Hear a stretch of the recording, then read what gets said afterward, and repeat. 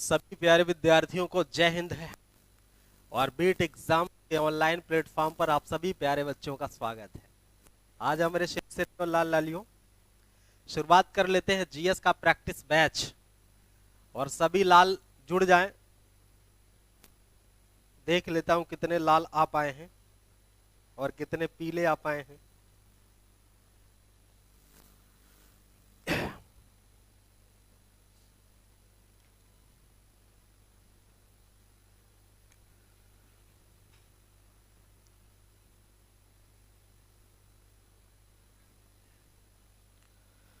हाँ ठीक है लाल तो 6 आ गए हैं। शुरुआत हम कर सकते हैं। वेलकम है सभी के बच्चों का। Pushpendra good morning, Pankaj Kumar good morning, Akanksha जुड़ चुकी है। बाकी पुष्पेंद्र जरा सा अपने साथ के जो बच्चे हैं और आकांक्षा आप जो भी ऑफलाइन के बच्चे हैं उनको जरा सा आप जोड़ने का प्रयास करिए। सब कामचोर हो गए हैं, घर बैठ करके खाना खा रहे हैं और कामचोरी आ गई सबको। टाइम से आ जाना चाहिए, सारे बच्चों को टाइम से आना चाहिए जिससे कि चीजें बहुत ही बेहतर ढंग से हम लोग चला पाए। ठीक है, चलो एक बार बता दो कि क्या सारी बातें ठीक लग रही हैं। एक बार सारे बच्चों बता दो कि क्या सारी बातें ठीक लग रही है आपको। हाँ ठीक है, वॉइस तो मुझे ठीक ही लग रहा है, जैसा मैं देख पा रहा हूं कि वॉइस तो ठीक लग रहा है। आइए शुरुआत कर लेते हैं हम लोग कुछ प्रश्नों की। कल कुछ एक प्रश्नों पे चर्चा हुई थी। लास्ट प्रश्न हमने आपको शायद ये बताया हुआ था कि कोलेरू झील या मतलब श्रीहरिकोटा को लेकर के डिस्कस हुआ था कि श्रीहरिकोटा कहाँ पे, तो पूर्वी तट और पश्चिमी तट को लेकर के आपसे प्रश्न पूछा गया था। पूर्वी तट और पश्चिमी तट को लेकर प्रश्न पूछा गया था। आ जाइए देखते हैं, एक छोटा सा प्रश्न आपके सामने है। हालांकि प्रयास बहुत किया गया लेकिन हो नहीं पाया ठीक से टाइप, तो एक दो क्वेश्चन शायद हो पाया, जितना हो पाया उतना देखते हैं। बाकी कल से प्रयास करते हैं समय से टाइप हो जाए मैटर। ठीक है बालक, आ जाइए। राम जी, हाँ राम जी और धीरज कुमार, उज्जवल सिंह, उज्जवल सिंह।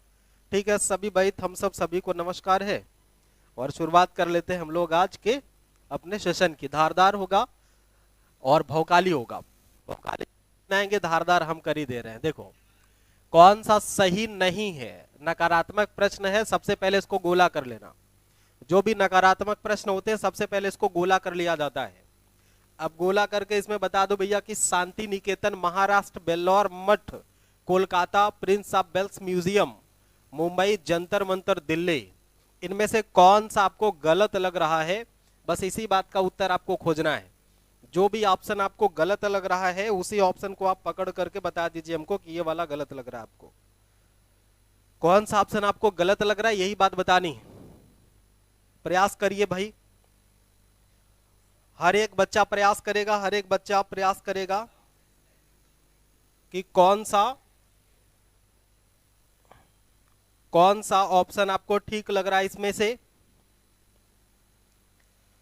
किसी का उत्तर अभी तक आया ना है भाई, किसी का उत्तर अभी तक दिखना। अच्छा हाँ, धीरज कुमार का उत्तर ए आ गया, राम जी का ए आ गया, धीरज का ए सही है, उज्जवल का ये है, धीरज का ये है, उज्जवल का ए गलत है। अच्छा चलो सही बात है कि ए गलत है। शांति निकेतन की बात होती है बालक, शांति निकेतन की बात है तो शांति निकेतन महाराष्ट्र में नहीं है। शांति निकेतन महाराष्ट्र में नहीं है तो कहां पे है। महाराष्ट्र में नहीं है तो कहां पे है बताएंगे। बंगाल में है।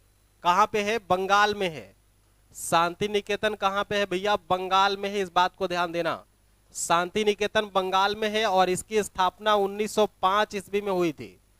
इसकी स्थापना 1905 ईस्वी में, यहां पे देख लो इधर। शांति निकेतन कहां पे है तो बता देना बंगाल में है। क्या बताएंगे लाल, बंगाल में। कब इसकी स्थापना हुई थी तो बता देना हमारे मुन्ना लोग। कितना बता दोगे, 1905 में। और अगर आपसे ये पूछ ले कि किसने किया था तो रविंद्रनाथ टैगोर के द्वारा किया गया है। वेस्ट बंगाल, हाँ उज्जवल सिंह ठीक है। रविंद्रनाथ टैगोर का नाम आपने सुना होगा, टैगोर साहब, रविंद्रनाथ टैगोर। रविंद्रनाथ टैगोर के द्वारा इसकी स्थापना की थी, शांति निकेतन की। बेल्लौर मठ को आप लोग जान ही रहे हैं कि बेल्लौर मठ की स्थापना कोलकाता में किया गया था। किसके द्वारा? कोलकाता, या कभी कभी आपको वेस्ट बंगाल भी ऑप्शन में देता है, ठीक है। कभी कभी कोलकाता तो दे ही देता है, लेकिन कभी कभी आपसे वेस्ट बंगाल भी देता है। और अगर इसके स्थापना की बात कर ले कि कौन इसका संस्थापक है, तो स्वामी विवेकानंद इसके स्थापक हैं। शांति निकेतन बाई रविंद्रनाथ टैगोर। उज्जवल सिंह, बहुत गजब का आप परफॉर्म कर रहे हो उज्जवल सिंह, ठीक है। आज ठीक ठाक नाश्ता करके आप आए हैं, आज नाश्ता आपका जबरदस्त हुआ है। अब यहाँ पे देख लो, स्वामी विवेकानंद है बालक, स्वामी विवेकानंद, स्वामी विवेकानंद, ठीक है। अब ट्रंप के भाषा में विवेकानंद मत कहना, ना तो जबान टूट करके बाहर आ जाएगी। विवेकानंद भारतीय हिसाब से कहना, विवेकानंद अगर कहना है, विवेकानंद अगर बोलना है तो भारतीयता के हिसाब से बोलना, सभी लाल लाली। कभी ये मत कहना कि स्वामी विवेकानंद जैसे ट्रंप कोशिश किए थे बोलने की, उस तरह से मत बोलना, ठीक हो गई बात। अच्छा, एक बात और देखना कि प्रिंस ऑफ वेल्स म्यूजियम कहाँ पे है। प्रिंस ऑफ वेल्स म्यूजियम कहाँ पे है? तो ये prince of Wales museum Bombay अथवा महाराष्ट्र है। मुंबई लिखा गया तो बहुत ही प्रचलित एरिया है, इसको अलग से महाराष्ट्र समझने की आवश्यकता नहीं है, लेकिन फिर भी आप लोग इतना तो जान लो कि ये महाराष्ट्र या मुंबई दोनों बात सेम है। और इसकी स्थापना कब हुई थी? तो 1901 में हुई थी, इस बात को भी नोट कर लेना। जब भारत में जॉर्ज पंचम आया था, आपको पता है कि भारत में जॉर्ज पंचम आया था, 3 बार भारत में दिल्ली दरबार का आयोजन किया गया है। दिल्ली दरबार का आयोजन अर्थात ब्रिटिश के राजकुमार या राजाओं को भारत में सम्मान देने के लिए, महारानी राजाओं को सम्मान देने के लिए भारत में 3 टाइम दिल्ली में दिल्ली दरबार का आयोजन किया गया, जिसमें लाखों करोड़ रुपया खर्च किया गया। जो भारतीय मजदूरों की पसीना की कमाई का पैसा था, उसको अपने शानो शौकत में खर्च कर दिया गया था। और उसी जब जॉर्ज पंचम आया था तो उस समय भारत में तमाम कांड हुए थे। किसी समय मिलेंगे, बस आप इतना यहां पर जान लो कि prince of Wales museum Mumbai में है।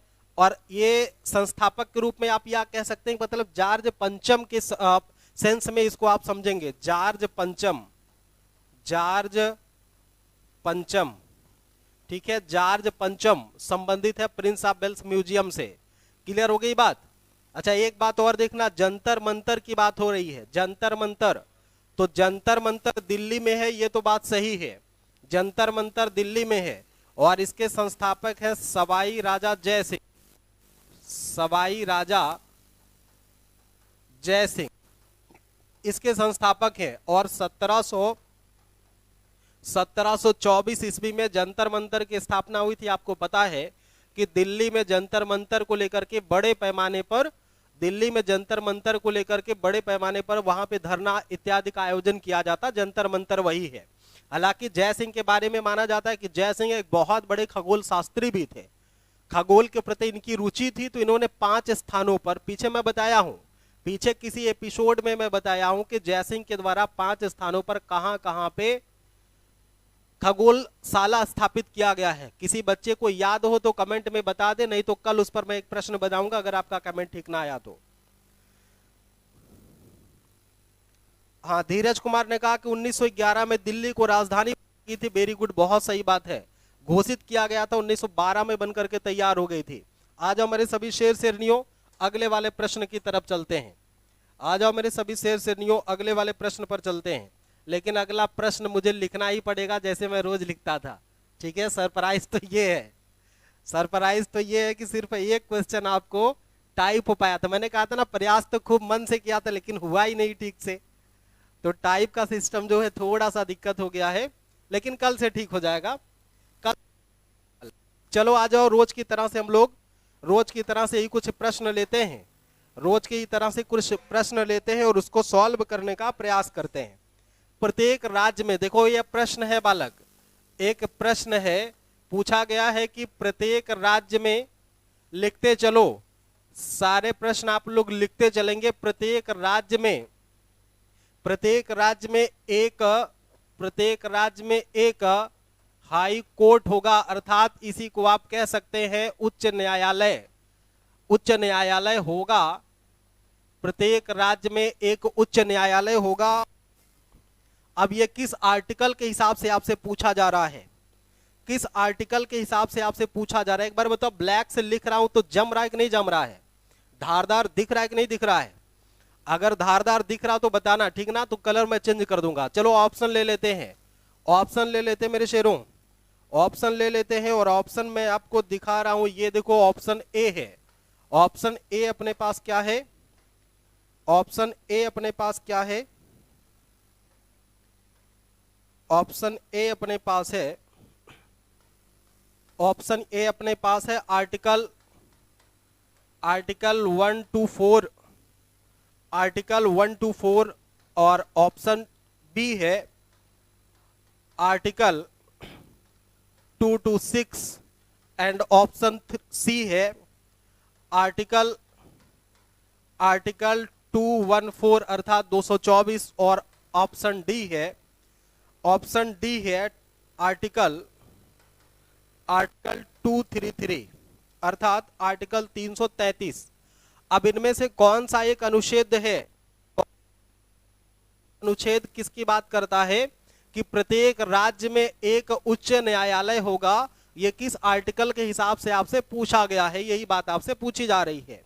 उज्जवल सिंह थंब दे रहे हैं और धीरज कुमार आर्टिकल 214 दे रहे हैं, माने 214 दे रहे हैं। अंकित मौर्य का सी आ रहा है, उज्जवल सिंह का 214 आ रहा है, ठीक है। राजन पांडे का सी आ रहा है, राम जी का 214 आ रहा है, अंकित मौर्य का 214 आ रहा है, धीरज का 124 आ रहा है, 124 में 80 है। बहुत सही, वेरी गुड, बहुत गजब का आप लोग कर रहे हैं, बहुत गजब का आप लोग कर रहे हैं, ठीक है।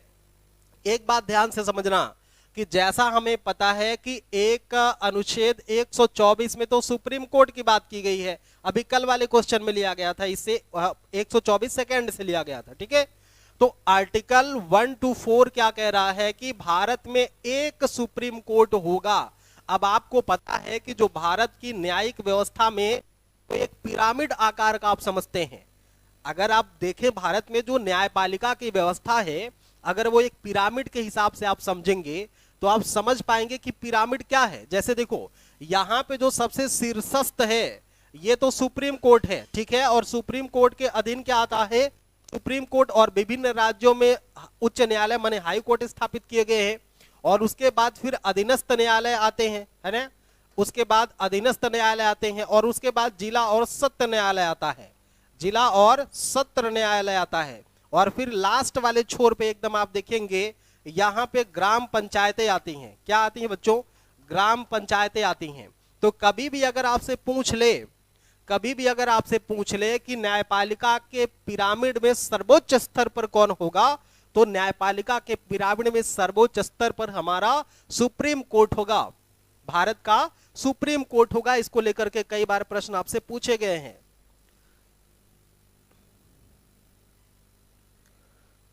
ठीक है। और उसके बाद देखेंगे हाई कोर्ट उसके अधीन काम करता है, फिर अधीनस्थ न्यायालय आते हैं, उसके बाद जिला और सत्र न्यायालय आते हैं, तत्पश्चात ग्राम पंचायतें आती हैं। यही तो होता है न्यायपालिका का पृथक्करण, या कह सकते हैं कि न्यायपालिका का विकेंद्रीकरण या न्यायिक व्यवस्था का विकेंद्रीकरण।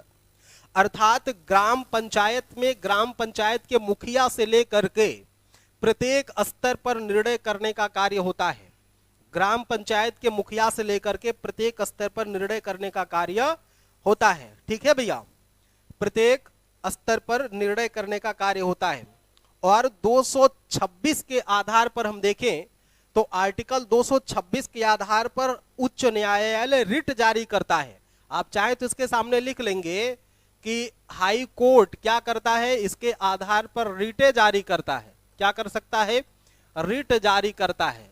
आर्टिकल 226 के अधीन, आर्टिकल 226 के अधीन हाई कोर्ट क्या करता है भैया, उच्च जो हाई कोर्ट है हमारा उच्च न्यायालय, ये क्या कर सकता है, ये कर सकता है रिट जारी कर सकता है। अगर कोई भी न्यायालय, अगर कोई भी न्यायालय अपने अधिकार क्षेत्र का उल्लंघन कर रहा हो, ऐसी कंडीशन में इसको पावर दी गई है आर्टिकल 226 के अंतर्गत कि हाई कोर्ट ऐसे अधिकारों के उल्लंघन के दौरान वह जारी कर सकता है रिट, ठीक है, वह जारी कर सकता है रिट, ठीक है। और 214 तो कह सकते हैं कि 214 में क्या बोला गया है कि प्रत्येक राज्य के लिए एक supreme court, sorry high court होगा, तो उत्तर आपका क्या हो जाएगा, 214 हो जाएगा। 214 में क्या बोला गया कि प्रत्येक राज्य के लिए एक हाई कोर्ट होगा, प्रत्येक स्टेट के लिए क्या होगा, एक हाई कोर्ट होगा। ये बात आपको जाननी है। और आर्टिकल 233 में क्या कह दिया गया है, इसमें अधीनस्थ और जिला सत्र न्यायालयों की बात की गई है। इसमें क्या बोला गया 233 में कहा गया है अधीनस्थ, क्या बोला गया, अधीनस्थ जिला और सत्र न्यायालय, जिला और सत्र न्यायालयों की चर्चा की गई है प्यारे विद्यार्थियों। जिला और सत्र न्यायालयों की बात की गई है किसमें, वो किया गया है 233 में, अर्थात आर्टिकल 233 में। उम्मीद है कि जितनी बातें कह रहा हूं आपको समझ में आ गई होगी। उम्मीद है कि आपको बातें समझ आ गई होगी कि प्रत्येक राज्य में हाई कोर्ट अर्थात उच्च न्यायालय होगा। इस बात की सिफारिश या इस बात को के लिए आदेशित करता है कॉन्स्टिट्यूशन ऑफ इंडिया का आर्टिकल 214 अर्थात 224। क्लियर हुआ? चलो आगे बढ़े भैया, आगे बढ़े, अगला प्रश्न लेते हैं। अगला क्वेश्चन है,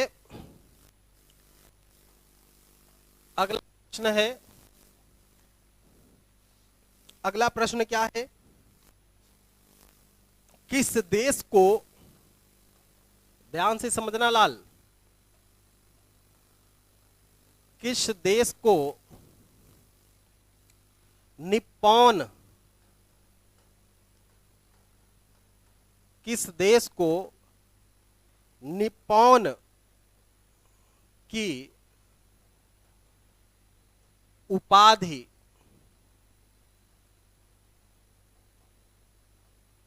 दी जाती है?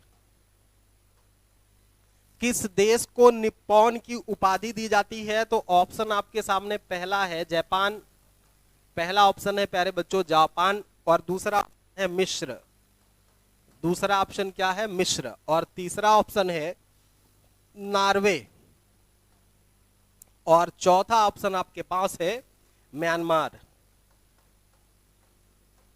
चौथा ऑप्शन है म्यांमार। चलो जल्दी जल्दी आप लोग अपने बुद्धि का बल्ब जलाओ और इसके उत्तर को बताओ। शीघ्रता से आप सभी विद्यार्थियों अपने अपने बुद्धि को जलाओ, बुद्धि के बल्ब जलाना ना, आग ना लगा लेना दिमाग में, तुम बहुत फितूर चलता रहता है तुम्हारे दिमाग। चलो भैया, अंकित मौर्य का जापान, आकांक्षा का ये का जापान आ गया, अंकित का जापान आ गया, राम जी का भी जापान आ गया। मतलब बहुओं का मत ठीक है भाई, हम तो ऐसे ससुर है कि बहुओं के मत के साथ हैं, बहुमत के साथ हैं। चलो अगर आपने कह दिया कि जापान है तो मान ले रहे, चूंकि बहुमत की बात होती है, मैं कई बार कह चुका कि मैं बहुमत की बात को मानता हूं, ठीक है, मैं बहुमत की बात को मानता हूं। तो बहुमत सबका, रीना मौर्य का भी उत्तर ए आ गया है, रीना मौर्य का भी उत्तर आ गया है क्या? अच्छा देख लो, इसको और किस किस नामों से जान सकते हैं। एक तो इसको उगते सूर्य का देश कहते हैं क्या, सुकुमारों का देश कहते हैं क्या, फूलों का देश कहते हैं क्या, क्यों, पूर्व का ब्रिटेन भी तो कहते हैं। तो इसी के सामने लिखते हुए चले जाना है, इसी के सामने लिखते हुए चले जाना। पहली बात क्या कि यह उगते हुए सूर्य का, उगते सूर्य का देश है, उगते सूर्य का देश, पहली बात हो गई। दूसरी बात याद रखना, इसमें सुकुमार फूलों का देश कहते हैं, सुकुमार फूलों का देश, सुकुमार फूलों का देश कहते हैं। और एक बात और लिख लेना कि पूर्व का ग्रेट ब्रिटेन कहते हैं, पूर्व का ब्रिटेन कहते हैं, पूर्व का ग्रेट ब्रिटेन कहते हैं, इस बात को ध्यान देना। तो जापान को निप्पॉन कहा जाता है, एक बात तो ये हो गई। दूसरी उपाधि इसकी क्या हो गई, उगते सूर्य का देश। तीसरी उपाधि सुकुमार फूलों का देश, और चौथी उपाधि हो गई मेरे लाल लालियों, ये हो गया पूर्व का ग्रेट ब्रिटेन की उपाधि दी गई। तो जल्दी से कमेंट करके बता दो कि मिस्र को कैसा देश कहते हैं। मिस्र को कहते हैं पिरामिडों का देश। किसका देश भैया? मिस्र को कहते हैं पिरामिडों का देश। मिस्र को क्या बोलते हैं? पिरामिड का देश। अब पिरामिड क्या होगा ना जान पा रहे हो भैया। पिरामिड का मतलब है, देखो मम्मी और पिरामिड दो चीजें मिस्र में दिखाई देती हैं। मम्मी का मतलब होता मम्मी नहीं, मम्मी का मतलब होता है कि इस तरह की एक आकृति आपको दिखेगी, इस तरह की एक आकृति, और इसमें वो लोग क्या करते हैं, लाशों को दफन करते हैं, एक मसाले का लेपन लगा करके और इस तरीके से उसको मम्मी बना करके वो लोग रख देते हैं।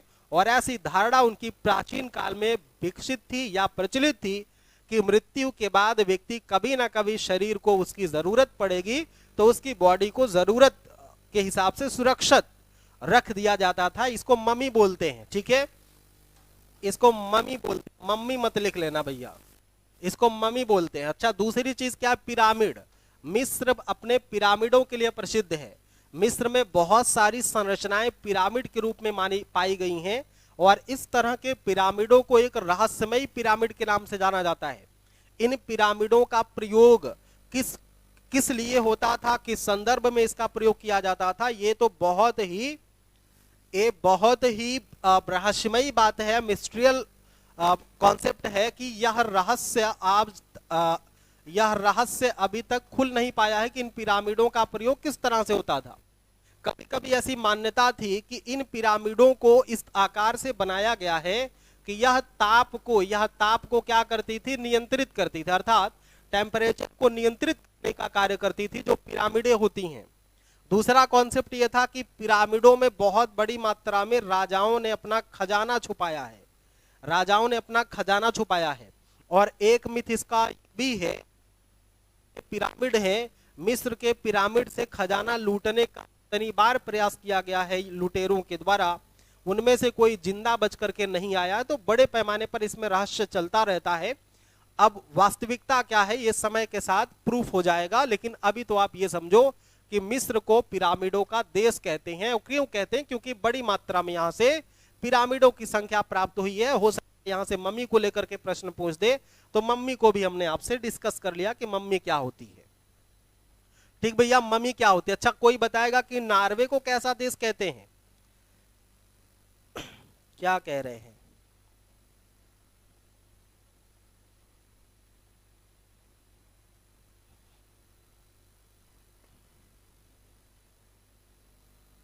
हाँ, कंट्री ऑफ पिरामिड, ठीक है सर। साउंड फंस रही है, साउंड तो धारदार है, फंस कैसे रही है? देखो, हम पढ़ाते तो माइक साइक टूट जाता है, ठीक ना, आवाज वाज फंस जाती है। यहां से ठीक है, हो सकता कहीं बीच बीच में फंस रही हो, यहां से तो ठीक निकल रही है। जाते जाते रास्ते में कहीं असुविधा हो जाए, लेकिन उसके लिए बैठे हुए गुरुदेव हमारे, दोनों हाथ में माउस लेकर के, चूहा। आगे देखो, नॉर्वे को क्या बोल देंगे भैया? नॉर्वे को मध्य रात्रि के सूर्य का देश कहते हैं। आधी रात में सूर्योदय हो जाता है क्या? मध्य रात्रि के सूर्योदय का देश, मध्य रात्रि के सूर्योदय का देश, ठीक है, मध्य रात्रि के सूर्योदय का कहते हैं। तो जल्दी से बता दो कि म्यांमार को भी तो कुछ कहा जाएगा। म्यांमार को स्वर्णिम पैगोडा का देश कहते हैं, स्वर्णिम पैगोडा का देश कहते हैं इसको, स्वर्णिम पैगोडा का देश कहते हैं, ठीक है, स्वर्णिम पैगोडा का देश कहते हैं म्यांमार को। उम्मीद है कि बतिया समझ गए होंगे झल्लाहट के साथ। झल्लाहट आ रही है? नहीं आ रही है तो ईमानदारी से समझ गए होंगे, सनक के साथ समझ गए होंगे। आ जाओ मेरे प्यारे विद्यार्थियों, अगला प्रश्न लेते हैं, और ये प्रश्न आपके लिए है, आपके द्वारा पूछा जाएगा, आपके लिए पूछा जाएगा। तो जल्दी से इस प्रश्न का आप लोग उत्तर करने का प्रयास करेंगे। जैसा कि प्रश्न आपके सामने लिखा जा रहा है, तो आप भी प्रश्न को लिखते हुए चलेंगे। जो भी ऑफलाइन वाले बच्चे हैं या जो भी बच्चा ऑनलाइन जुड़ा हुआ है अभी हमसे, वो डेली 9:30 बजे आएगा और इसी तरह से व्यवस्थित चलेगा। देखो, कल से तो पीपीटी बन जाएगी, ये तो पक्का है, लेकिन आज की पढ़ाई में और कल की पढ़ाई के स्थायित्व को देख लेना, स्थायित्व को देख लेना। जब सारी मेहनत हम करेंगे तो तुम्हें करने के लिए कुछ नहीं होता है। मैं बार बार आपसे कहता हूं प्यारे बच्चों कि कभी भी पढ़ाई संघर्ष से होती है, मेहनत से होती है। और मेहनत का मतलब कि कुदाल फावड़ा लेकर के मिट्टी नहीं खोदना है। फर्स्ट क्लास एक कमरे में बैठ करके, कुर्सी मेज लगा करके, ईयरफोन लगा करके, सामने मोबाइल रख करके पढ़ना है और एक नोट्स बनाते चलना है। क्योंकि जब हमारी ज्ञान इंद्रिया, कर्म इंद्रिया एक्टिव होती हैं तो वह स्थायित्व को प्राप्त होता है। और जब केवल सुनने की इंद्री ही काम करेगी, मस्तिष्क और दो तरह से अगर आप यूज करेंगे, हाथ लगा रहे हैं, सोच रहे हैं, सुन रहे हैं, तो 3-4 इंद्रियां आपकी एक्टिव हैं, तो वो चीजें बहुत ठीक ठाक होती हैं।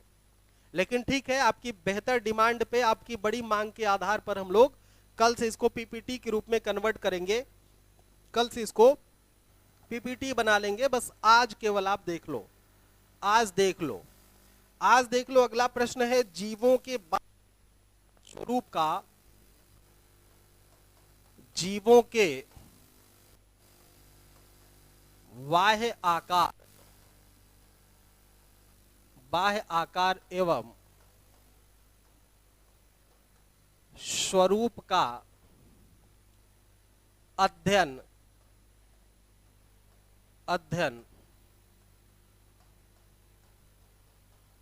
किया जाता है।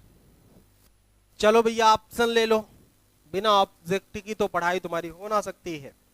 चलो पहला ऑप्शन ले लेते हैं, मार्फोलॉजी, मार्फोलॉजी। दूसरा ऑप्शन ले लेते हैं एनाटॉमी,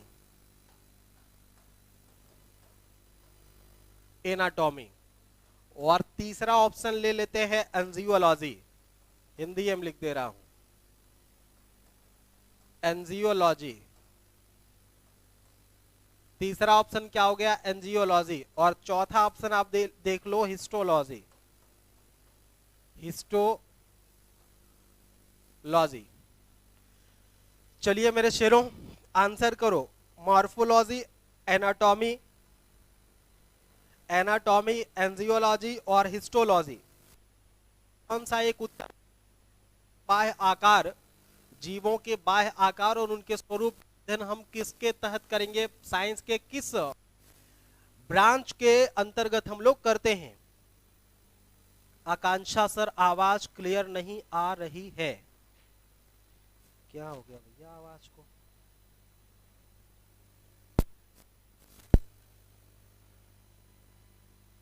क्या दिक्कत आ रही, कट रहा है कि क्या दिक्कत आ रही उसमें? आवाज में जरा सा बताएं तो।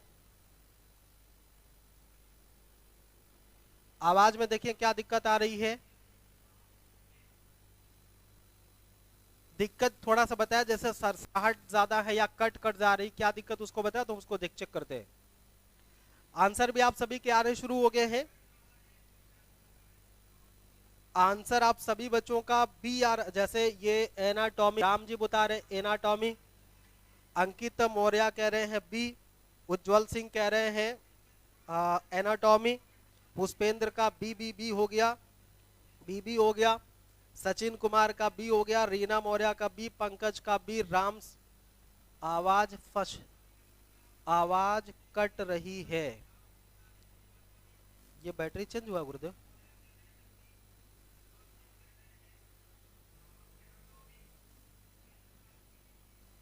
अच्छा चलो ठीक है, अब कटेगा नहीं।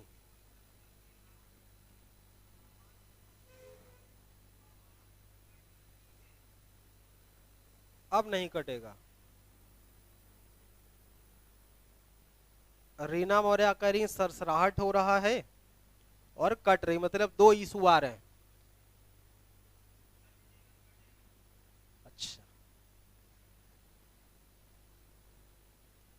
हाँ, थोड़ा सा बच्चों नेटवर्क का इशू चल रहा है हमारे यहाँ, है ना, नेटवर्क का इशू चल रहा है, तो वो कभी कभी मतलब रूठ जा रहा है। तो हम भी गाना गाने लग रहे, रूठे यार को मना ले, हम भी गाना सुना रहे उसको, रूठे यार को मना ले। चलो ठीक है, अब ना कटेगी, कटेगी तो देखेंगे, हम भी काट लेंगे। आगे देखो, तो ये क्या हो गया भैया, जीवों के आकार का अध्ययन आप कैसे करेंगे? तो मैक्सिमम बच्चों ने बोला टॉमी, मैक्सिमम बच्चों ने बी के साथ आंसर किया है। लेकिन जीवों के बाह्य आकार और स्वरूप का मतलब, इसको अगर एक शब्द में दे दूं तो वो शब्द हो जाएगा आकारिकीय, आकारिकी। ठीक है, अगर कभी कभी आपसे यह पूछा गया है कि जीवों के आकारिकी का अध्ययन कहां किया जाता है, smart study India, hello hi. अब हम लोग बात करें कि बाह्य आकार और स्वरूप का अध्ययन कहाँ किया जाएगा, तो मार्फोलॉजी में किया जाएगा। No doubt this is the right answer of for this question. इस प्रश्न के लिए सबसे मजबूत, सस्ता, सुंदर और टिकाऊ आंसर है क्या? मार्फोलॉजी, माने उत्तर नंबर 1, ऑप्शन ए सही है। अब आपको लग रहा होगा कि एनाटॉमी में क्या कर सकते हैं, तो इसमें हम लोग आंतरिक संरचना की बात करते हैं ना भैया। इसमें तो आंतरिक संरचना का अध्ययन करते हैं, आंतरिक संरचना, आंतरिक संरचना का अध्ययन करते हैं। इसमें क्या करते हैं लाल? आंतरिक संरचना का अध्ययन करते हैं। तो अब बात आई समझ में। अब देखो बाहरी और भीतरी, देखो कोई किसी को आप अपने दिल के बाहरी हिस्से में स्थान दे दो और किसी को हृदय के अंतरतम स्थल में दे दो, तो दोनों में अंतर है कि नहीं अंतर है? कोई आपके दिल में रह रहा है, कोई आपके दिल के बाहर रह रहा है, तो दोनों में अंतर है मेरे मुन्ना, दोनों में अंतर है। स्मार्ट स्टडी हेलो हेलो हो गया।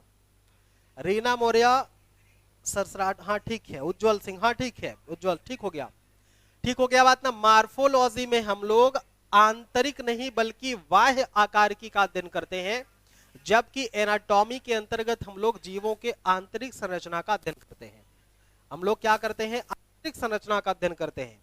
और एंजियोलॉजी में क्या करेंगे? तो इसमें रुधिर वाहिनी का अध्ययन करते हैं, ये भी ध्यान देना। इसमें रुधिर वाहिनी, रुधिर वाहिनियों का अध्ययन करते हैं, रुधिर वाहिनियों का अध्ययन करते हैं। हो गई बात। और हिस्टोलॉजी में तो आपको पता है कि हम लोग टिश्यूज का अध्ययन करते हैं। किसका अध्ययन करते हैं? टिश्यूज का, या इसी को ऊतक कहते हैं। इसी को क्या बोलते हैं? ऊतक कहते हैं, है ना। ऊतकों का अध्ययन, टिश्यूज का यानी ऊतक का अध्ययन हम लोग किसमें करते हैं मेरे शेरों? किसमें करते हैं? हिस्टोलॉजी में करते हैं। चलो एक बार प्रेम से बोलो जय माता दी। नहीं बोलना, सुनो प्रेम से बोलो कि मार्फोलॉजी में किसका अध्ययन करते हैं? बाह्य आकारिकी का। ठीक है, याद रखना, बाहरी बात पूछ रहा लाल लालियों, बाहरी बात पूछ रहा है मार्फोलॉजी। अच्छा ये बताओ, किसी को मारोगे अगर मुक्का, तो बाहर मारोगे कि अंदर? असर भले अंदर से करेगा, लेकिन जब मारोगे किसी को तो मारोगे तो बाहर में ना, कि किडनी निकाल करके गुर्दा छील दोगे उसका? नहीं ना छीलोगे, मारोगे तो बाहर से ही। तो अगर आप मार रहे हो माने मार्फो, मार्फो तो बाहर से मार रहे हो, तो बाहर माने बाह्य आकारिकी का अध्ययन करेंगे। और किसी को मारोगे अगर मतलब ठूसम ठूसा मारोगे, तो ये बताओ बाहरी आकार उसका टूटेगा फूटेगा कि अंदर का ज्यादा? बाहर का। आंख नाक मुंह त्वचा सब टूट फूट जाएंगे, फट जाएंगे, तो बाहर की चीजें ज्यादा टूट फूट रही। तो ऐसे इसको समझ लेना, मार्फोलॉजी में क्या कर रहे हैं? बाहरी आकार का अध्ययन कर रहे हैं। और एनाटॉमी, एना आना, कहां आना? दिल में आना। कहां आना? दिल में आना। ठीक है, अंदर आना। एनाटॉमी कहां आना? दिल में आना, अंदर आना। तो आंतरिक संरचना की बात हो गई। एंजियोलॉजी, एंजियोलॉजी में किसका? तो रुधिर वाहिनियों की बात करेगा। और हिस्टोलॉजी की बात अगर कर देगा मेरे शेरों, तो वो ऊतकों अर्थात टिश्यूओं के स्टडी से संबंधित है। आई होप आप बेहतर तरीके से अंडरस्टैंड कर रहे होंगे, चीजों को अच्छे तरीके से आप समझ पा रहे होंगे।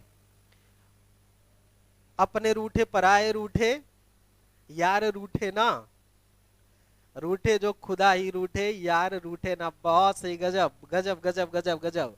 बड़ा ही खतरनाक धारदार भौकाली शब्द दिया है राम जी ने। अपने रूठे पराए रूठे, यार रूठे ना। हाँ ठीक, सब रूठ जाए लेकिन वो ससुरी ना रूठे, क्योंकि उसके रूठने से तो खर्चे बढ़ जाते हैं ना। लेकिन देख, आज शॉपिंग ना कराने चले जाना तुम लोग, कोरोना बहुत टल रहा भारत में, कोरोना बहुत टल रहा, आज ना शॉपिंग करवाने चले जाना। उम्र बीत जाए यूं ना रूठने मनाने में। एक बात ये भी ध्यान देना कि रूठने मनाने के चक्कर में अक्सर उम्र बीत जाती है, और उम्र बीतने के बाद वही बातें याद आती हैं। कौन सी वाली? जो पापा बताए थे कि किसी के चक्कर में ना पड़ना लाल, ना तो जिंदगी काली पड़ जाएगी। आगे देखो, अगला एक प्रश्न है, साइंस का ही प्रश्न है। आज क्या बात है, साइंस के बहुत सारे प्रश्न आ रहे हैं क्या? कोशिका का नियंत्रण कक्ष, क्वेश्चन पढ़ दे रहा हूं। कोशिका का नियंत्रण, कोशिका का नियंत्रण कक्ष, ठीक है, किसे कहा जाता है? कोशिका का नियंत्रण कक्ष किसे किसे कहा जाता है? लिखते चलना क्वेश्चन, और जैसे ऑफलाइन खुलेगा सबका नोट्स मैं चेक करूंगा। अगर किसी का नोट्स नहीं मिला तो ठीक है, फिर मिल लेना देहाती रसगुल्ले वाले के पास, एक एक लौंग लत्ता खिलाएंगे सबको। आओ, कोशिका का नियंत्रण कक्ष, कोशिका का नियंत्रण कक्ष किसे कहा जाता कह दो तो ऑप्शन भी चिपका दूं। चलो पहला ऑप्शन चिपक लो भाई, पहला ऑप्शन ये चिपक रहा आपके पास, कोशिका झिल्ली माने सेल मेम्ब्रेन होता है। पहला ऑप्शन क्या हो गया? कोशिका झिल्ली। और दूसरा ऑप्शन हो गया मेरे शेरों केंद्रक। दूसरा ऑप्शन क्या हो गया? केंद्रक। और तीसरा ऑप्शन हो गया माइट्रोकांड्रिया। तीसरा ऑप्शन क्या हो गया? माइट्रोकांड्रिया। और चौथा ऑप्शन हो गया राइबोसोम्स। राइबोसोम्स।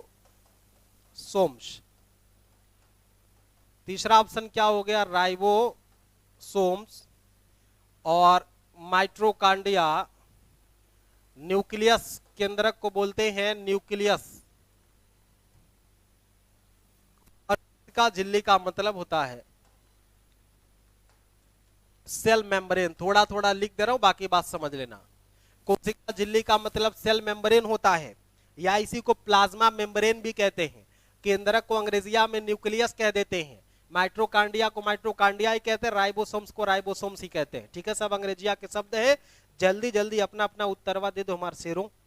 पुष्पेंद्र का सी आ गया भैया, माइट्रोकांड्रिया कह रहे हैं पुष्पेंद्र।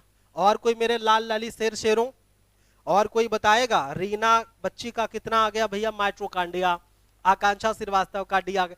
अच्छा तुम लोग यार, मतलब मिलो हमको किसी दिन ऑफलाइन, तुम लोग मिलो, बताते हैं कोशिका का नियंत्रण कक्ष किसे कहते हैं? कोशिका का नियंत्रण कक्ष कहां से होता है? देखो, जब आप सेल को पढ़ते हो ना, जब आप सेल को पढ़ते हो, पहली बात तो ये जान लो कि साइटोलॉजी में सेल का अध्ययन किया जाता है। सेल का अध्ययन किसमें किया जाएगा मुन्ना? साइटोलॉजी में। साइटोलॉजी में सेल का अध्ययन करते। एक बात क्लियर हो गई कि साइटोलॉजी में सेल का अध्ययन करते। चलो देख लो, 2 टाइप ऑफ सेल होते हैं। सेलों के कितने प्रकार होते हैं? कोशिकाओं के कितने प्रकार होते हैं? 2 प्रकार होते हैं। माने एक होता है जिसे हम कहते हैं प्लांट सेल। क्या बोलेंगे भैया? Plant cell. और दूसरा क्या होता है? दूसरा कौन सा सेल होता है? एनिमल सेल होता है। दूसरा कौन सा सेल होता है? तो ये होता है एनिमल सेल। दूसरा क्या होता है? एनिमल सेल होता है। दोनों की संरचना में अलग अलग तरह की चीजें पाई जाती हैं। कुछ कॉमन चीजें हैं और कुछ डिफरेंस चीजें, कुछ अलग चीजें हैं। अगर आपने देखा होगा, जैसे प्लांट सेल हम इस तरह से अगर समझने का प्रयास करें कि प्लांट सेल कुछ इस तरह से आप ऐसे बना लो, ये प्लांट सेल हो जाएगा। ऐसे मैं कॉमनली ऐसे बता दे रहा हूं, हालांकि पूरा सेल पढ़ा पाना एक क्वेश्चन में थोड़ी सी विपत्ति का कार्य है। इस तरह से देखो, एक सेल होता है और ये बाहर से एक इस पे लेयर लगी रहती है, जिसे हम लोग सेल मेम्ब्रेन वो कहते हैं, मतलब बाह्य भित्ति कह सकते हैं सेल की। सेल भित्ति कहते हैं, माने सेल वाल कहते हैं। इसे क्या बोलते हैं? इसको बोलते हैं सेल वाल। ठीक है, जिसे कोशिका भित्ति हिंदिया में कहते हैं। तो अच्छा एक बात सुनो, कोशिका या सेल्स क्या होते हैं? वो हम जीवों के लिए वो संरचनात्मक और कार्यात्मक इकाई होते हैं। पहली बात, अच्छा सारी बातें क्वेश्चन के रूप में पूछी जा रही हैं, इस बात को भी याद रखना कि जो कोशिकाएं होती हैं, कोशिकाएं कैसे होती हैं? तो कोशिकाएं क्या होती हैं? कोशिकाएं ऐसे होती हैं कि ये जो कोशिका होती है, ये जीवों के कार्यात्मक और उनके संरचनात्मक इकाई है। जीवों की क्या है? कार्यात्मक और उसकी संरचनात्मक इकाई है। और इसकी सुरक्षा करने के लिए, जैसे देखो हम कोई एक मकान बनाते हैं, जैसे यहां पे देखो छोटा सा मकान बना दे रहा हूं। अगर हम कोई एक मकान बना रहे हैं तो इस मकान को बनाने के लिए हमें छोटे छोटे ईंटों की जरूरत पड़ती है क्या? एक बार सभी बच्चे बोले, ईंटों की जरूरत पड़ती है क्या? यहां देखो भैया, ये बताओ, ईंटों की जरूरत पड़ती ना मकान बनाने में? जिस तरीके से ईंटों को जोड़ जोड़ करके हम लोग पूरे मकान का निर्माण कर लेते हैं, उसी तरह से हमारे जीव या हमारे शरीर की या किसी भी जीव के संरचना की सबसे छोटी इकाई होती है सेल्स। ठीक है, और उस सेल से बन करके, सेल से मिला करके टिश्यूज बनते हैं, और टिश्यूज मिल करके मसल्स बनते हैं, और फिर मसल्स जुड़ करके एक पूरा का पूरा अंग बनते हैं। जैसे ये मेरा हाथ देख लो, ये मेरा एक हाथ है, इसकी सबसे छोटी इकाई क्या है? इसकी सबसे छोटी इकाई क्या है? सबसे छोटी इकाई सेल है। छोटे छोटे सेल मिलकर के बने हैं, छोटे छोटे सेल मिलकर के बने हैं, और इन सेलों का पूरा वो टिश्यू से निर्मित, वो टिश्यू को बनाते हैं, और टिश्यू मिलकर के ये मसल्स बन गए हैं। ठीक है, ये मसल्स बन गए टिश्यू से मिलकर के, और ये फिर एक पूरी बॉडी का एक अंग हो गया।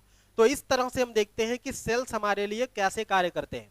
तो सेल्स बहुत ही सूक्ष्मतम पार्ट होता है, सेल्स बहुत ही सूक्ष्मतम पार्ट होता है। Ravi Gupta good morning. और इस सूक्ष्मतम पार्ट में देखें, ये जो प्लांट होता है, माने जो प्लांट सेल होते हैं, प्लांट सेल में इस तरह की बाह्य भित्ति पाई जाती है।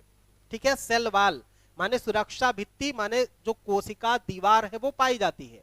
इस तरह से मोटी लेयर से ढकी होती है। ये जो ये वाली लेयर आपको दिख रही है, ये लेयर आप क्या बोल देंगे? इसी को बोलते हैं सेल वाल। क्या बोलते हैं? Cell wall. और ये सिर्फ और किस में पाई जाएगी? केवल और केवल प्लांट सेल में पाई जाएगी, पौधे वाले कोशिका में पाई जाएगी, एनिमल कोशिका में, एनिमल सेल में नहीं पाई जाएगी। ठीक है, तो ये सेल वाल का वर्क क्या होता है? सेल वाल का कार्य ये होता है कि ये किसी भी सेल्स को बाहरी आघात से रोकती हैं।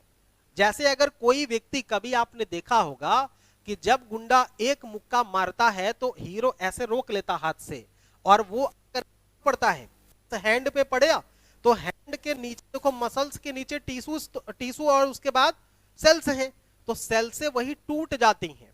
ठीक है, वो सेल से टूट जाती है और फिर से। अच्छा, सेल्स के अंदर एक बड़ी खासियत ये है बच्चों कि सेल मतलब सेल्फ रिप्रोडक्टिव है।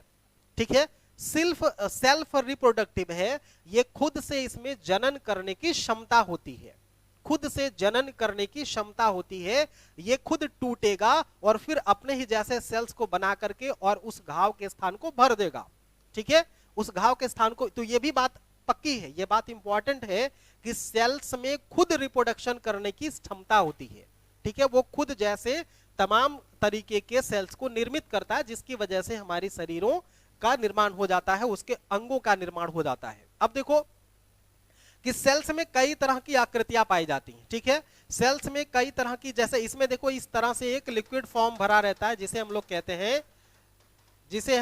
हैं कोशिका द्रव्य। ठीक है, इस तरह से पदार्थ भरे होते हैं जिसे हम लोग कहते हैं कोशिका द्रव्य कहते हैं, जिसे हम लोग क्या बोलते हैं? कोशिका द्रव्य कहते हैं, जिसे क्या बोलते हैं? कोशिका द्रव्य कहते हैं। ठीक है, और इसी में जैसे वैक्यूम कुछ होते हैं, जैसे पानी के वाटर होते हैं, ठीक ना, वाटर के कुछ वैक्यूल होते हैं, वो जमा, उसी में पानी रहता है जो इसकी पानी की पूर्ति करते हैं। और बीच में कुछ इस तरह से स्ट्रक्चर आपको दिखेगा, इस तरह से कुछ स्ट्रक्चर आपको दिखेगा, कुछ इस तरह से स्ट्रक्चर दिखेगा, जिसको हम लोग कहते हैं केंद्रक, या इसी को न्यूक्लियस कहा जाता है। केंद्रक या इसी को न्यूक्लियस कहा जाता है। बीच में कुछ इस तरह का पार्ट होगा, कुछ इस तरह का पार्ट होगा, जिसे हम लोग क्या बोलते हैं? इसी को हम लोग बोलते हैं न्यूक्लियस, या इसी को बोलते हैं केंद्रक। ठीक है, इसी को बोलते हैं केंद्रक। और ये दोनों में पाया जाता है, चाहे प्लांट सेल हो चाहे एनिमल सेल हो, ये दोनों सेल्स में पाया जाता है। ठीक है, दोनों सेल्स में पाया जाता है। अब एक चीज और देखना कि अगर हम सेल्स की बात कर रहे हैं तो इसका जो प्रश्न का सही उत्तर होगा प्यारे मुन्ना, वो होगा केंद्रक माने न्यूक्लियस। क्या होगा? केंद्रक होगा अर्थात न्यूक्लियस होगा, केंद्रक होगा अर्थात न्यूक्लियस होगा। जेके सर भी जुड़ चुके हैं गुड मॉर्निंग के साथ।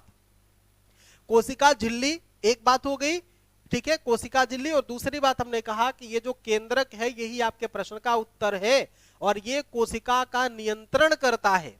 ठीक है, कोशिका के नियंत्रण का कार्य कौन करता है? तो केंद्रक करता है, ये बात सही है। दूसरी बात देखना, जो माइट्रोकांडिया है, माने सी वाले ऑप्शन पे जो माइट्रोकांडिया लिखा गया है, ये माइट्रोकांडिया कैसा होता है, कैसा दिखता है माइट्रोकांडिया? तो इसी सेलवाल में, या सॉरी इसी सेल्स में हम देखेंगे कि एक आकृति पाई जाती है कुछ इस तरह से, एक आकृति है कुछ इस तरह से, इस तरह से एक आकृति होती है। ठीक है, इसी आकृति को कहते हैं माइट्रोकांडिया। इसी आकृति को क्या बोलते हैं? इस आकृति को बोलते हैं माइट्रोकांडिया। इसको क्या बोलते हैं? माइट्रोकांडिया बोलते हैं। मैं ऐसे लिख दे रहा हूं शार्ट में। इस आकृति को क्या बोल रहे हैं? माइट्रोकांडिया बोल रहे हैं। और ये कोशिका का पावर हाउस बोला जाता है, पावर हाउस ऑफ सेल्स। यहां पे मैं लिख दे रहा हूं, ये कोशिका है, इसको कोशिका का पावर हाउस बोलते हैं। कोशिका का क्या बोलते हैं? पावर हाउस बोलते हैं। कई बार प्रश्न आपसे पूछा गया, 2-3 बार तो मैं खुद ही पूछा हूं। कोशिका का पावर हाउस किसे बोलते हैं? माइट्रोकांडिया को बोलते हैं। इसकी बनावट कैसी है? तो इस तरह से इसकी बनावट है, ठीक है, इस तरह से इसकी बनावट है। दूसरी चीज आप देखेंगे राइबोसोम्स कैसे होते हैं, या राइबोसोम्स क्या करता है। राइबोसोम्स जो होते हैं वो इसी में एक इस तरह की एक आकृति पाई जाती है, इसमें एक इस तरह की आकृति पाई जाती है जिसको हम लोग राइबोसोम्स कहते हैं, ठीक है। इस तरह की एक आकृति पाई जाती है जिसे कहते हैं राइबोसोम्स। ये क्या होता है? राइबोसोम्स। यहां पे लिखा, मैं ऐसे एरो लगा दे रहा, ऐसे एरो, यहां पे एरो व्हाइट से लगा दिया। राइबोसोम्स कुछ इस तरह से होते हैं और इनका कार्य होता है, ये जो राइबोसोम्स हैं बच्चों, ये प्रोटीन का संश्लेषण करते हैं। सेल में प्रोटीन का संश्लेषण करते हैं, प्रोटीन का संश्लेषण, प्रोटीन का संश्लेषण करते हैं, प्रोटीन का संश्लेषण करते हैं। एक बात ध्यान से सुनना, एक बात ध्यान से सुनना, एक बात आप लोग सभी बच्चों ध्यान से सुनना कि अगर हम लोग, एक बात तो देखो कि एक तो सेल वाल, ठीक ना, सेल मेम्ब्रेन की बात हो गई। दूसरी बात हो गई कि कोशिका का नियंत्रण कक्ष किसे कहते हैं, तो उत्तर हो गया हमारा केंद्रक माने न्यूक्लियस, ठीक हो गई बात।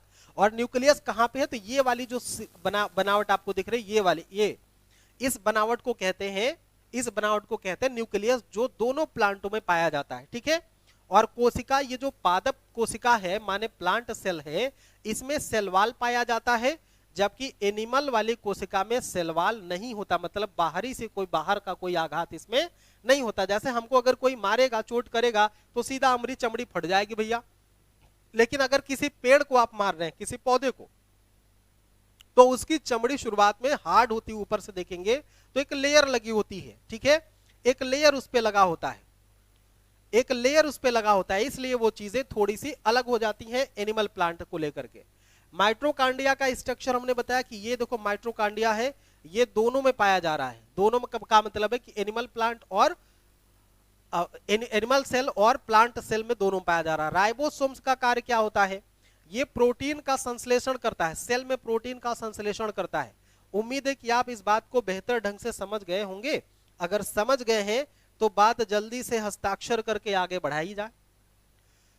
देखो भैया, समझ गए हैं ना? समझ गए तो बात को हम लोग आगे बढ़ा दे, चूंकि बहुत ही गजब का प्रश्न है, कई सारे प्रश्न।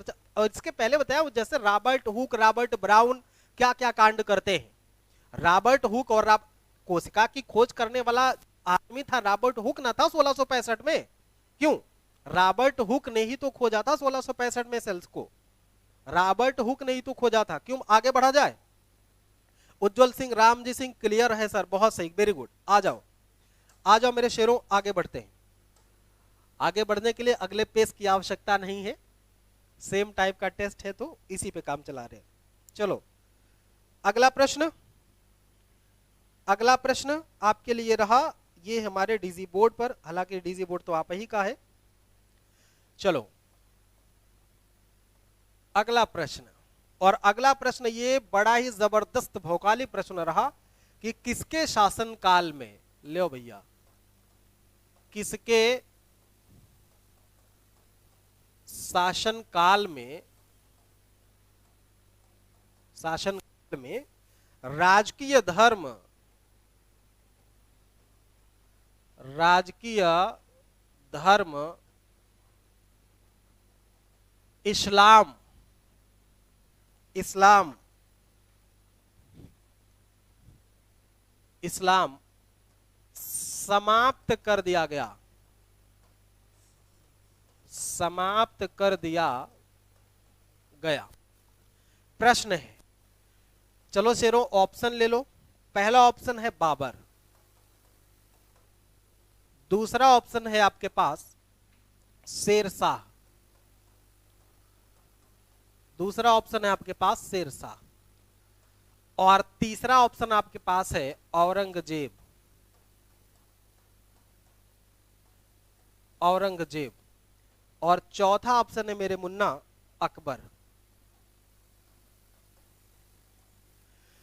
चलो भैया उत्तर कर लो जल्दी से भैया, उत्तर कर लो शेरों, उत्तर कर लो, उत्तर कर लो कि इसका उत्तर क्या होना चाहिए।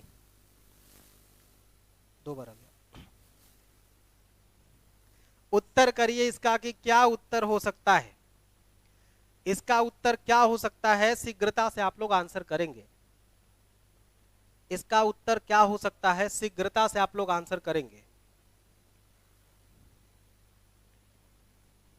किसी मेरे प्यारे बच्चे का उत्तर अभी तक ठीक से हमको दृष्टिपात नहीं हो गया हमारा। धीरज कुमार का बी हो गया, शेरशाह उज्जवल सिंह का, शेरशाह पुष्पेंद्र का बी है, रीना का सी है, और धीरज कुमार का बी है, राम जी का बी ऑप्शन होगा, उज्जवल का शेरशाह होगा। कोई अभी भी आपके पास समय है, आप अपने किए गए बात से पलट सकते हैं, आप अपने वादे से, आप अपने कमेंट से पलट सकते हैं। ये एक बार आपको मौका मैं दिए जा रहा हूं, एक मौका आपके पास है कि आप अपने कही बात से पलट सकते हैं। ठीक है, आप अपनी कही बात से पलट सकते हैं। कोई बच्चा है जो पलटना चाह रहा अपनी बात से? बोल दो मर्द की जुबान है साहब, गर्दन कट जाएगा लेकिन जबान से ना पलटेंगे। चलो ठीक है, तुम उसी पर बने रहो और हम उत्तर सिखाते हैं आपको। देखो उत्तर होता है इसका डी, पूरी ईमानदारी से उत्तर क्या होगा भैया, इसका डी होगा, उत्तर इसका डी होगा। आपके पास कमेंट बहुत देर में पहुंचता है। हाँ थोड़ा सा आप पता नहीं कहां बैठे हैं। नो चेंज राम जी कह रहे हैं, नो चेंज उज्जवल भी कह रहे हैं। ठीक है तो बता दो, हाँ कमेंट थोड़ी सी देर से पहुंचता है, 2 मिनट कुछ सेकंड लगते हैं।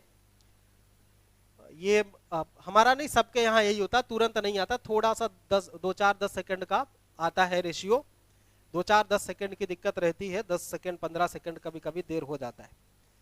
हालांकि कमेंट देर करता नहीं, देर हो जाता है, इसमें कमेंट बेचारे का कोई दोष नहीं है, इसमें रिकमेंड का दोष है, कमेंट का नहीं है। तो चलो उत्तर क्या बता दिया हमने भैया, उत्तर हमने बता दिया मेरे शेरों कि उत्तर होगा इसका ए डी वाला, अर्थात चौथा ऑप्शन अकबर। अब आप कहेंगे कि का मतलब बकैती बतिया रहे गुरुदेव, बकैती नहीं है, बात सही सुनो। अगर हम बाबर की बात करते हैं तो बाबर 1526 में पानीपत के विजय के बाद 1530 में निकल गया। ठीक है, निकल लिए। बाबर का जो शासनकाल भारत में रहा वो 1526 से लेकर के 1530 में रहा, 30 में इसकी मतलब 30 में बाबर टहल लेता है, फिर हुमायूं गद्दी पर बैठता है। और बाबर से जुड़ी हुई जानकारी अगर चाहिए तो इसने यह कहा जाता है कि तुर्की भाषा का बड़ा ही विद्वान और धारदार धांसू आदमी था, और इसने तुर्की भाषा में अपनी आत्मकथा लिखी है। कौन सी कथा लिखी है? आत्मकथा लिखी है। और आत्मकथा क्या है इसकी? आत्मकथा इसकी है तुजुक ए बाबरी। क्या है? तुजुक ए बाबरी। कई बार पूछा गया तुजुक ए बाबरी, तो तुजुक ए बाबरी बाबर की आत्मकथा है। और बाबर के बारे में कहा जाता है कि बाबर मुबैयान नाम के एक पद्य शैली का जन्मदाता था। बाबर मुबैयान नाम के पद्य शैली का जन्मदाता था। जन्मदाता कौन सी शैली थी? मुबैया। मुबैया नाम के पद्य शैली का जन्मदाता बाबर को माना जाता है। शेर शाह सूरी के बचपन का नाम था फरीद। शेर शाह सूरी के बचपन का नाम था क्या भैया? फरीद था। और ये 1540 से लेकर के, यहां पे लिख दे रहा हूं, 1540 से लेकर के 1545 तक ये शासन करते हैं। मुगलों को भगा करके, बाबर के वंशजों का सर्वनाश करके, अर्थात हुमायूं को पराजित करके, लतिया करके, और उनको भारत से विरक्त कर दिया, और अंततः सत्ता पर कायम हो गया। और एक नए तरह के रिसर्च आपको मिलता है शेरशाह के द्वारा, और शेरशाह वास्तव में कुछ नई नई पद्धतियों को शुरू करता भारत में। देखेंगे क्या हो गया कि जब हम इस तरह की बात करते हैं कि शेरशाह जो है इसके बचपन का नाम फरीद था, अगर हमने ये कह दिया कि शेरशाह के बचपन का नाम क्या था? फरीद था। अगर बचपन का नाम फरीद था तो लगभग 67 उम्र में की एज में ये गद्दी पर बैठता है। लगभग 67 साल की उम्र में ये गद्दी पर बैठता है। और जब 67 साल की उम्र में गद्दी पर बैठेगा तो कुछ उपाधियां भी तो धारण करेगा। जैसे इसका एक उपाधि थी शेर खान, बचपन का नाम इसका क्या था, फरीद था, लेकिन एक उपाधि इसकी थी शेर खान। और ये हजरत ए आला के नाम से भी जाना जाता है, हजरत आला, हजरत आला के नाम से भी जानते हैं। ये वाली इंपॉर्टेंट है भैया, ये वाली इंपॉर्टेंट है। आपसे पूछा जाता है कि शेर शाह की उपाधि क्या है, तो शेर शाह की उपाधि हजरत ये आला है, इसको याद रखेंगे। शेर शाह की उपाधि क्या है, शेर शाह की उपाधि हजरत ये आला है। और अगर शेर शाह की उपाधि हजरत ए आला है तो आप बताओ मेरे शेरों कि अगर शेर शाह की उपाधि हजरत ए आला है तो हजरत ए आला अगर इसकी उपाधि है, अगर कभी पूछ दे किसके बचपन का नाम क्या है तो क्या बता देंगे, फरीद है। औरंगजेब की बात करेंगे तो औरंगजेब बेचारा 3 मार्च 1707 को मर जाता है, उसका कांड खत्म हो जाता है। पानीपत के दूसरे विजय के बाद, पानीपत के दूसरे विजय के बाद अर्थात 1556 ईस्वी में, 1556 से लेकर के 1605 ईस्वी तक अकबर गद्दी पर बैठता है। और अकबर हमारा उत्तर भी है, इसलिए 2-3 बातें समझ लो कि 1582 ईस्वी में, कितने में, 1582 ईस्वी में, कितने ईस्वी में, तो 1582 ईस्वी में, कितने ईस्वी में, 1582 में, 1582 ईस्वी में अकबर ने एक नए धर्म को स्थापित किया था जिसे कहते हैं दीन ए इलाही। जिसे क्या कहते हैं, दीन ए इलाही धर्म, जिसे किस नाम से जानते हैं, तो अकबर के द्वारा एक धर्म स्थापित किया गया था, अकबर के द्वारा एक धर्म स्थापित किया गया था और वो धर्म था दीन ए इलाही। इस प्रश्न का उत्तर क्या होगा, इस्लाम को किसने समाप्त, माने राजकीय धर्म, ध्यान से समझना बात को, कि अब तक जितने भी मुगल शासक रहे हैं उन सभी मुगल शासकों ने जो अपने साम्राज्य का जो राजकीय धर्म घोषित कर रखा था वो इस्लाम था। बट जब अकबर गद्दी पर बैठता है तो अकबर एक सभी धर्मों के सम्मान करने वाला शासक था। इसने सभी धर्मों के प्रति सहानुभूति और सौहार्द को अपनाते हुए सभी धर्मों को सम्मान दिया। और सभी धर्मों का सम्मान देने के बाद, सभी धर्मों का विश्लेषण और उसका अध्ययन करने के बाद इसने एक नतीजा निकाला कि सभी धर्मों का उद्देश्य तो एक ही है, मानव कल्याण। तो क्यों ना किसी ऐसे धर्म को स्थापित किया जाए जो सिर्फ और सिर्फ किस पर बेस हो, मानव के कल्याण पर। तो इस तरह से इसने एक नया धर्म स्थापित कर दिया, दीन ए इलाही, जिसको हम लोग कहते हैं। अब दीन ए इलाही धर्म स्थापित हो गया तो इसलिए कहा जाता है कि इसने राजकीय धर्म को समाप्त करके एक नए धर्म को शुरुआत किया, दीन ए इलाही। हालांकि स्मिथ कहता है कि दीन ए इलाही की स्थापना अकबर की भूल का स्मारक था। स्मिथ नाम अगर आप सुने होंगे, स्मिथ इतिहासकार है, ये कहता है कि यह अकबर के भूल का स्मारक था। अकबर की महानता, अकबर की स्मारक, अकबर की महानता पर दाग लगाने का कोई काम अगर किया तो अकबर के द्वारा जारी किया गया नया धर्म था जो अकबर ने स्थापित किया था, अकबर ने जो स्थापित किया था। तो अकबर के द्वारा ये सारे कांड किए गए हैं भैया, अकबर के द्वारा ये सारे। हाँ, एक बात और रखना कि ये जो दीन ए इलाही धर्म स्थापित हुआ था इसमें कुल 18 सदस्य थे। कितने सदस्य ने इसको, कितने सदस्यों ने इसमें सदस्यता ली थी, तो कुल 18 सदस्य इसमें शामिल होते हैं। कुल कितने सदस्य, अच्छा देखो, किसी किताब में अगर 17 मिल जाए या 20 मिल जाए तो मतलब सीना ना ठोकने लगना।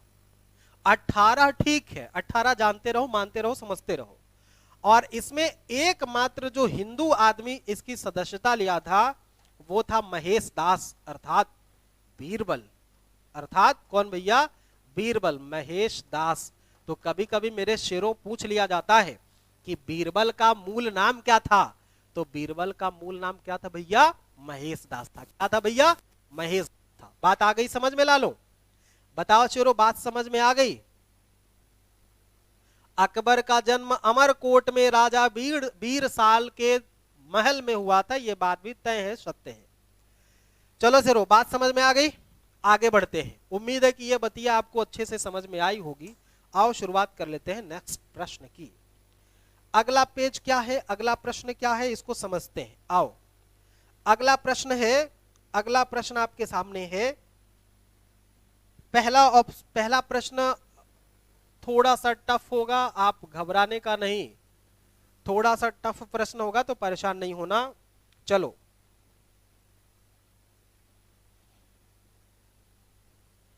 अब इसमें से आपको ये गलत प्रश्न, गलत ऑप्शन, गलत कथन पहचानना है। गलत कथन पहचानिए। अब पहला स्टेटमेंट हो गया आपके पास,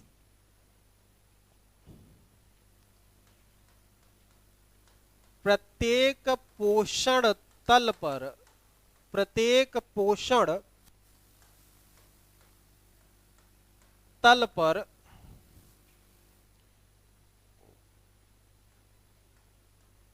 90% ऊर्जा, 90% ऊर्जा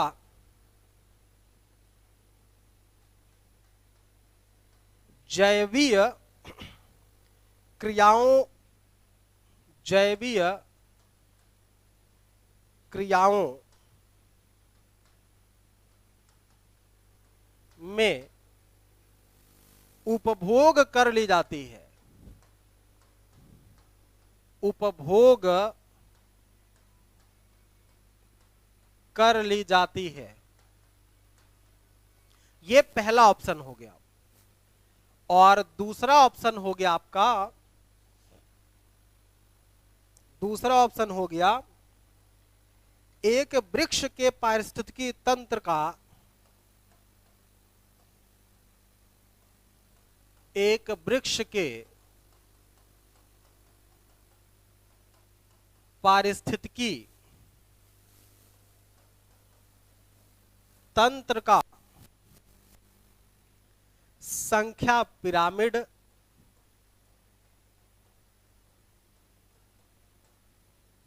संख्या पिरामिड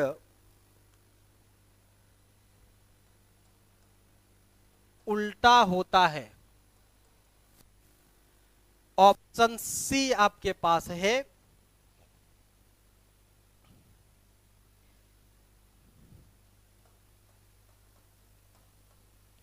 प्रत्येक पोषण स्तर पर, प्रत्येक पोषण तत्व के, प्रत्येक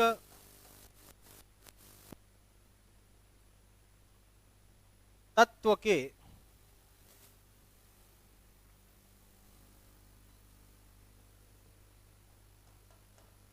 जंतु 10%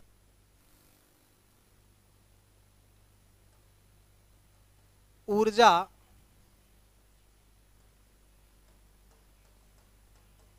अगले पोषण तल,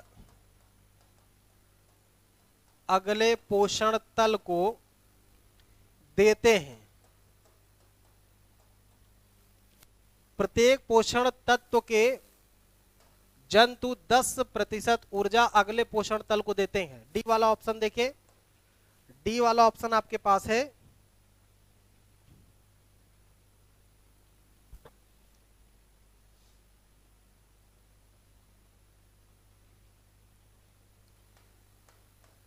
एक संतुलित,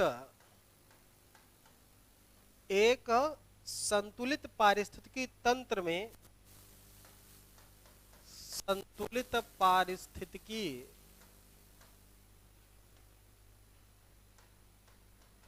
तंत्र में जीवों की संख्या, जीवों की संख्या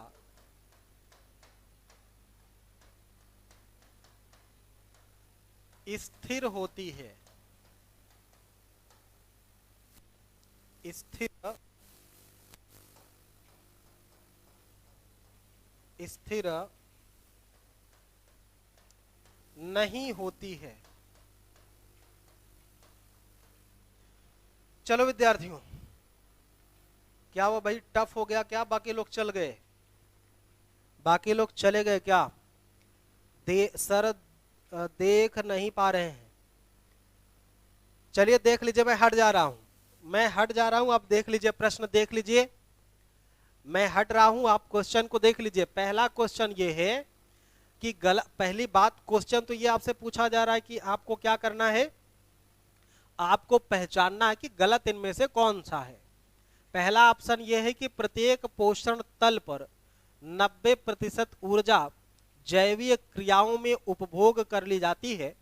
दूसरा, एक वृक्ष के पारिस्थितिकी तंत्र का संख्या पिरामिड उल्टा होता है। और तीसरा ऑप्शन है, प्रत्येक पोषण तत्व के जंतु 10% ऊर्जा अगले पोषण तल को देते हैं। और चौथा है, एक संतुलित पारिस्थितिकीय तंत्र में जीवों की संख्या सदैव स्थिर नहीं रहती है। उज्जवल सिंह का आया सर, रेड मार्कर से दिख नहीं रहा है।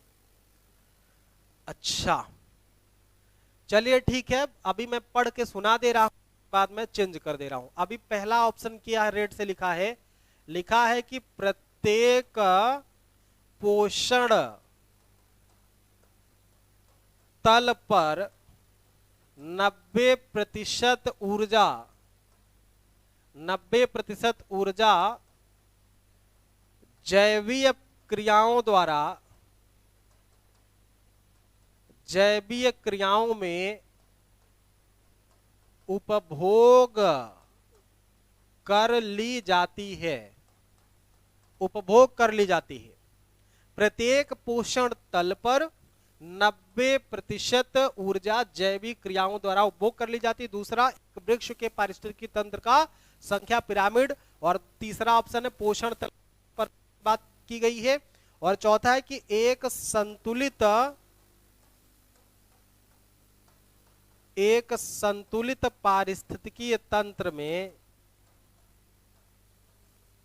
पारिस्थितिकीय तंत्र में जीवों की संख्या स्थिर नहीं होती है, ये बात याद रखना। चलो उत्तर आ रहा है क्या? उत्तर आ गया डी, राम जी का डी ऑप्शन, और पुष्पेंद्र का भी डी आ गया, सचिन कुमार का डी आ गया, आकांक्षा का डी आ गया। सर रेड मार्क, हाँ ठीक है। रीना मौर्य का सी आ गया।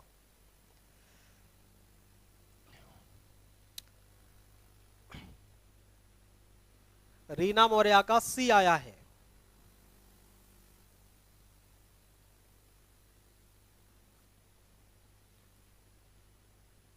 चले आइए देखते हैं क्या कंडीशन है इसकी। देखो पहला प्रश्न, जो पहला ऑप्शन है, अर्थात प्रत्येक पोषण तल पर 90% ऊर्जा जैविक क्रियाओं द्वारा उपयोग या उपभोग कर ली जाती है, दैट इज द राइट, सही बात है। अगर जैसे 10% का नियम आप पढ़े हैं ना, 10% का नियम, 10% का नियम किसने दिया है? लिंडमैन ने दिया है। किसने दिया है? लिंडमैन ने दिया है। इसने कहा कि अगर हम कोई पदार्थ का सेवन करते हैं, कोई किसी भी पदार्थ का सेवन करते हैं, तो उसका 10% ही हमारे पोषण में यूज होता है, बाकी 90% हम दूसरे वाले को ट्रांसफर कर रहे हैं। ठीक है, 90% वो दूसरे स्तर पर ट्रांसफर कर देगा। तो इसका मतलब पहला वाला ऑप्शन ठीक है, दूसरा वाला ऑप्शन भी ठीक है। एक वृक्ष के पारिस्थितिकी तंत्र का संख्या पिरामिड सदैव उल्टा होता है। मेरे बच्चों, उल्टा होता है, इस बात को ध्यान देना।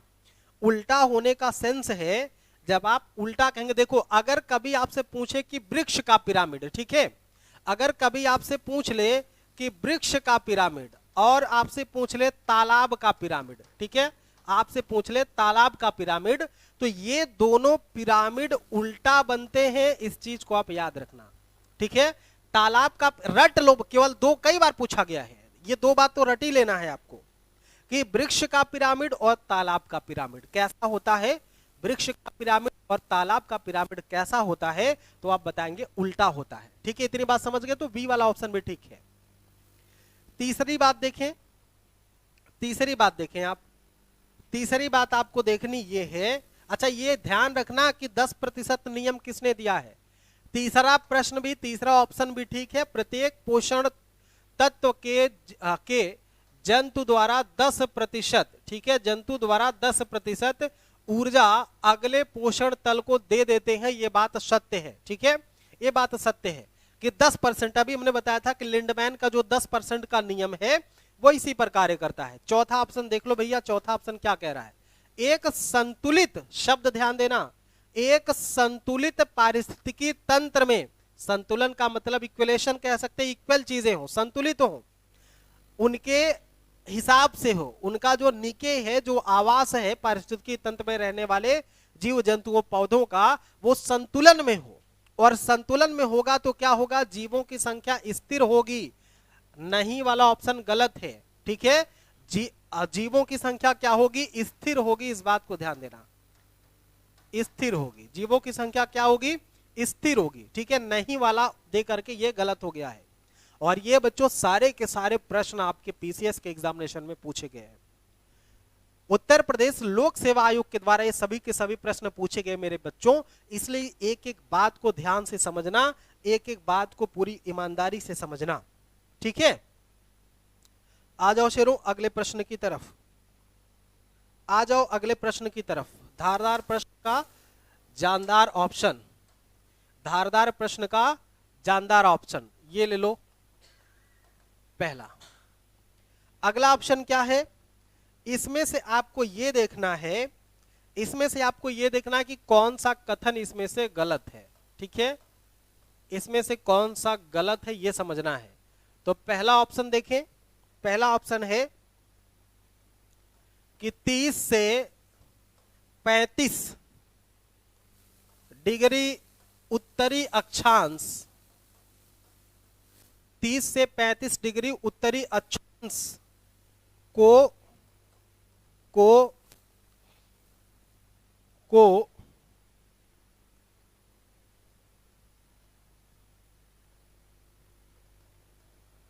हॉर्स अक्षांश,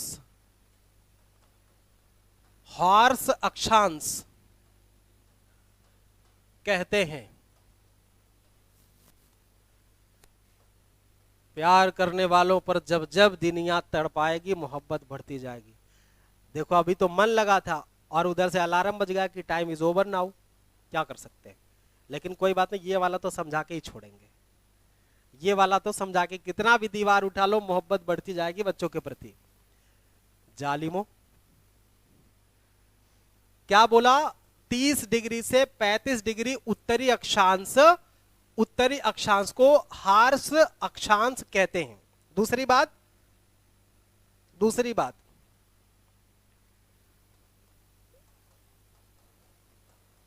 व्यापारिक पवनों, व्यापारिक पवनों का विस्तार, व्यापारिक पवनों का विस्तार 30 degree north and 30 degree south तक पाया जाता है या में पाया जाता है, पाया जाता है। बस 5 मिनट, 2-3 मिनट। तीसरा ऑप्शन क्या है,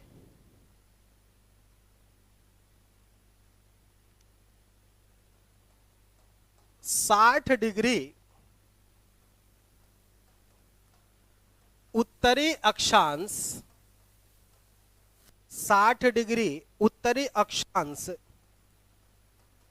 की पछुआ पवनों को, पछुआ पवनों को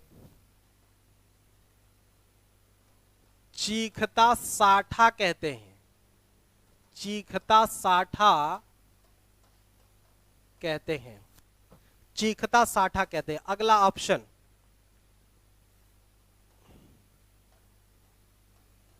विश्व की सर्वाशा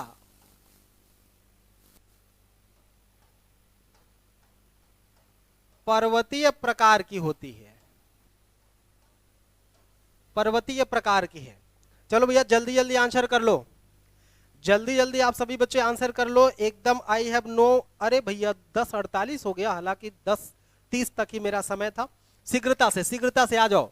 देखो पहला, अच्छा मैं बता दे रहा हूं, आप अपना मतलब समझते रहना क्या है प्रश्न। इसमें से कौन सा गलत ऑप्शन है, ये इस बात को लेकर के पूछा गया। 30 से लेकर के 35 उत्तरी अक्षांश को कहते हैं हॉर्स, या इसी को हिंदी में कहते हैं अश्व अक्षांश।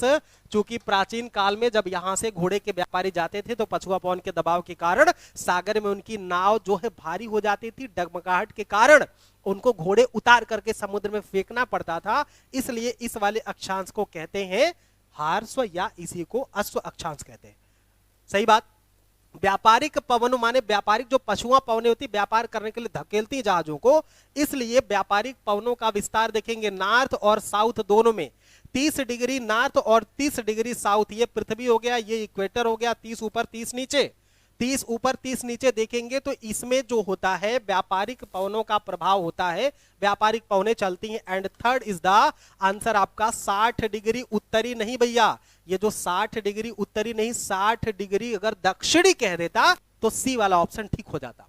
ठीक है, 60 डिग्री अगर दक्षिणी कह देता तो सी वाला ऑप्शन क्या हो जाता, सही हो जाता। बस यहां उत्तर के स्थान पर दक्षिण लिख लेना, बाकी बात सेट है, बाकी सारी बातें सेट है। यहां जो उत्तर लिखा गया है इसी को दक्षिण लिख लेना, बस बात ठीक हो गया, उत्तरी नहीं बल्कि दक्षिण में। और चौथी बात तो है कि विश्व में सर्वाधिक प्रकार की जो वर्षा है वो पर्वतीय प्रकार की वर्षा होती है, अब बर्दाश्त नहीं हो रहा है गुरुदेव से। ठीक है, ओके, थैंक यू। आज के लिए जय हिंद, कल मिलते हैं हम लोग।